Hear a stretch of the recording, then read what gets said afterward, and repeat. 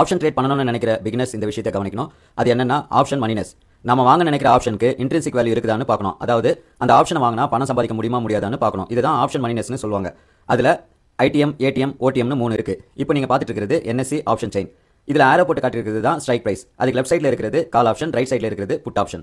கால் ஆப்ஷனில் டாப்பில் கிரே கலரில் இருக்கிற பார்ட் தான் இந்த மணி, கீழே ஒயிட் கலரில் இருக்கிற பார்ட் அவுட் த மணி. இந்த ஒயிட் கலர் ஆரம்பிக்கிறதுக்கு முன்னாடி லைனில் இருக்கிறது தான் அட் த மணி.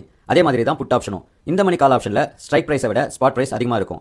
அதே போல் இந்த மணி புட் ஆப்ஷனில் ஸ்ட்ரைக் பிரைஸை விட ஸ்பாட் பிரைஸ் குறைவாக இருக்கும். கால் ஆப்ஷனோ புட் ஆப்ஷனோ இந்த மணியில் எடுத்தால் அந்த டைரக்ஷனில் மார்க்கெட் மூவ் ஆச்சுன்னா நமக்கு பணம் கிடைக்கும். At the money call option, put option ரெண்டுலையும் ஸ்பாட் பிரைஸ் அடுத்து ஸ்ட்ரைக் பிரைஸ் ரெண்டும் சரிசமமாக இருக்கும். அவுட் த மணி கால் ஆப்ஷனில் ஸ்ட்ரைக் பிரைஸை விட ஸ்பாட் பிரைஸ் குறைவாக இருக்கும். அதே போல் அவுட் த மணி புட் ஆப்ஷனில் ஸ்ட்ரைக் பிரைஸை விட ஸ்பாட் பிரைஸ் அதிகமாக இருக்கும். இதில் நம்ம எடுத்த டைரக்ஷனில் மார்க்கெட் மூவ் ஆனாலும் ப்ரீமியம் மெதுவாக தான் உயரும். அதனால் இனிமேல் நீங்கள் ஆப்ஷன் ட்ரேட் எடுக்கும்போது என்எஸ்சி ஆப்ஷன் செயினை பார்த்துட்டு வாங்குங்க. இந்த வீடியோவுக்கு ஒரு லைக் கொடுத்தீங்கன்னா ரொம்ப சந்தோஷம். மீண்டும் அடுத்த தகவலோட உங்களை சந்திக்கிறேன்.